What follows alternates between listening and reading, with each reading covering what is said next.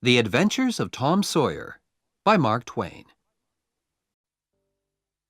Chapter 3. On Jackson's Island. The summer holidays came, and there was no school. Tom didn't want to think about Muff Potter and Injun Joe, but it wasn't easy. At night, when he was in bed, he saw Injun Joe's face in the dark, and he couldn't sleep. But he couldn't talk to anyone about it. One hot summer's day, he and Joe Harper were down by the Mississippi River. They sat and watched the boats, and fished, and talked.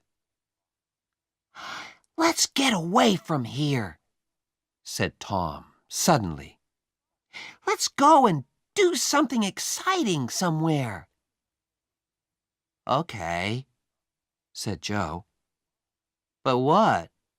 And where?" "I know," Tom said. "Let's run away.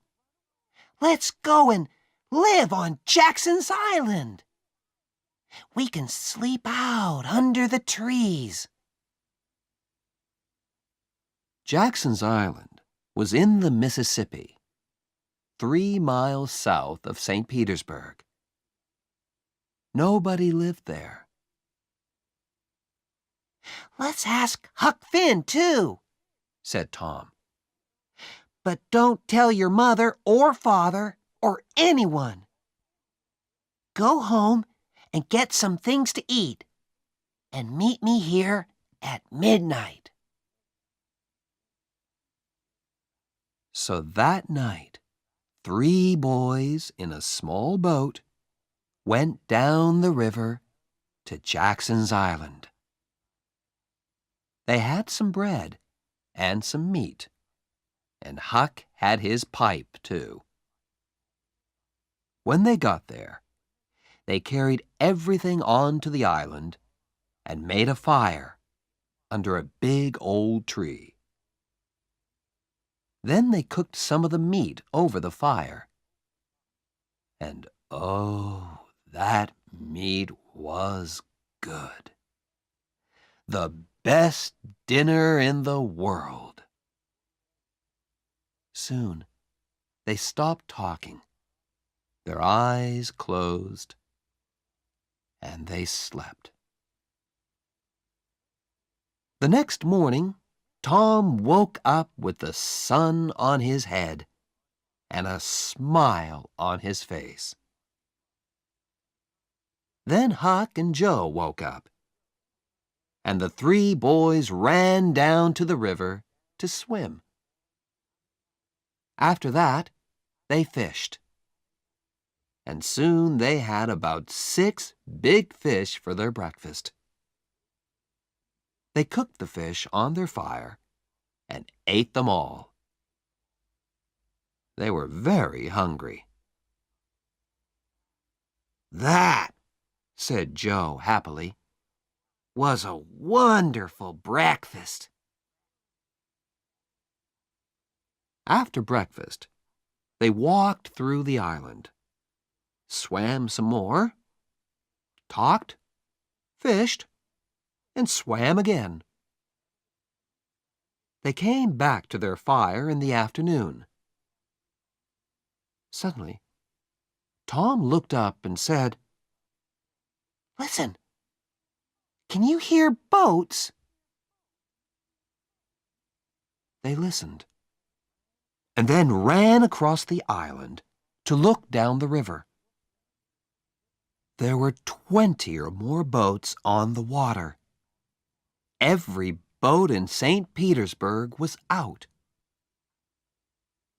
"What are they doing?" asked Joe.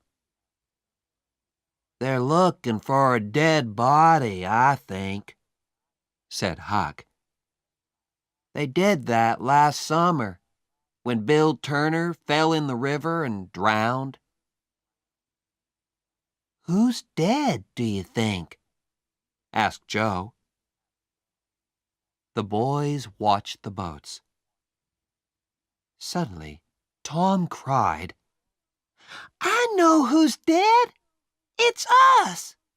They're looking for us! This was wonderful. Tom looked at his friends. We're famous, he said. Everybody in St. Petersburg is talking about us. And they all feel sorry for us. Night came, and the boys went to sleep. But Tom did not sleep. And when morning came, he wasn't there. Huck, where's Tom? Cried Joe. I don't know, Huck began. But look, there he is. He's swimming across to the island now. Hey, Tom! At breakfast, Tom told his story. I went home last night, he said, and listened at the window. Joe, your mother was there too, and she and Aunt Polly cried and cried. I heard some very interesting things. On Sunday, there's going to be a big funeral at the church. For us. And listen, I've got a wonderful idea. Huck and Joe listened and laughed. And yes, it was a wonderful idea. That night, the boys cooked some more fish. And after dinner, Huck got out his pipe and began to smoke. Can we smoke too? Asked Tom. I want to learn. So Huck made pipes for Tom and Joe, and the three boys sat and smoked. Hey, I like smoking, said Tom. It's easy. It's nothing, said Joe. I'm going to smoke every day. But after 10 minutes, Tom and Joe got quieter and quieter, and their faces went an interesting color. I'm going for a little walk now, said Tom. He stood up carefully and walked away into the trees. Me too, said Joe, quickly.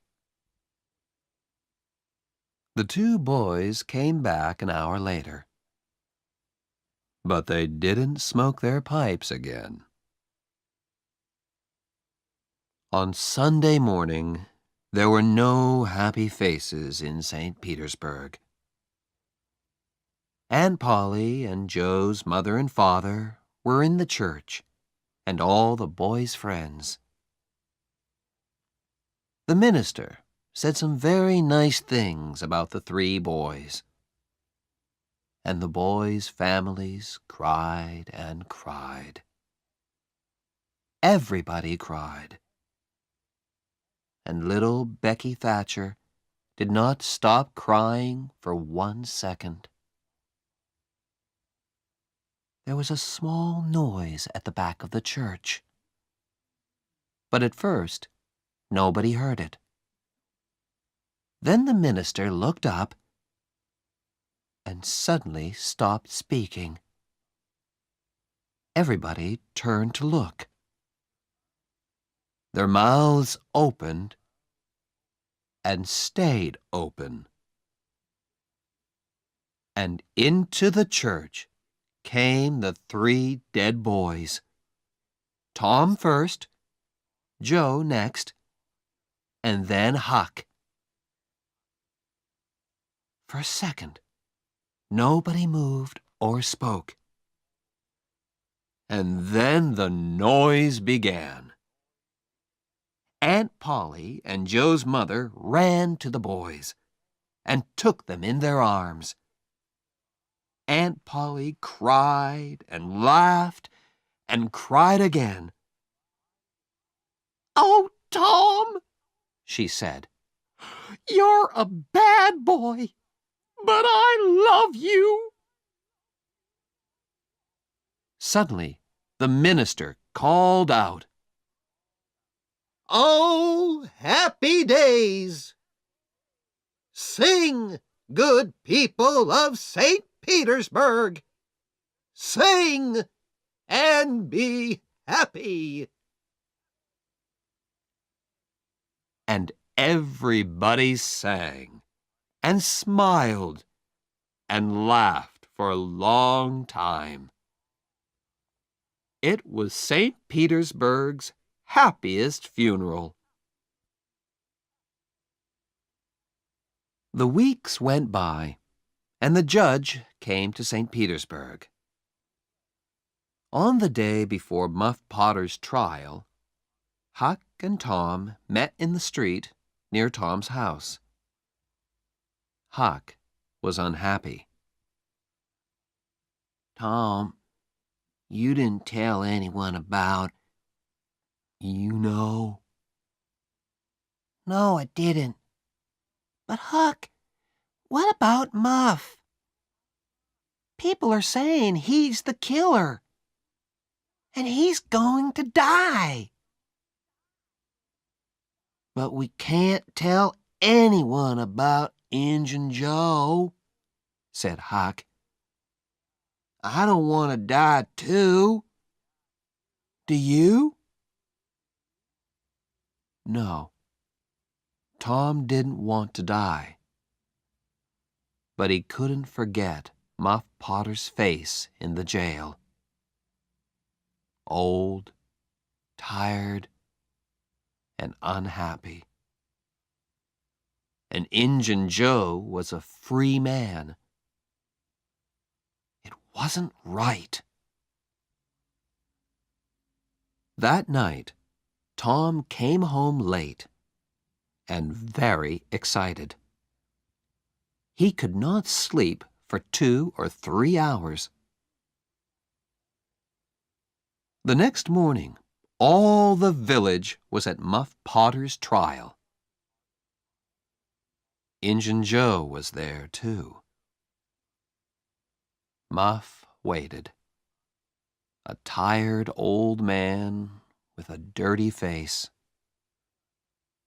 The judge began the trial. Questions, questions, questions. Answers, answers, answers.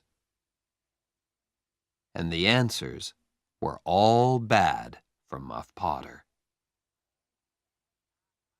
"Yes, I found the knife in the graveyard, next to Dr. Robinson's body." "Yes, that's Muff Potter's knife. He always carries it." "Yes, I saw Muff Potter in the village that afternoon. He had the knife with him then." Muff Potter began to look more and more unhappy. Then the judge said, "Call Thomas Sawyer." St. Petersburg sat up. What did young Tom Sawyer know?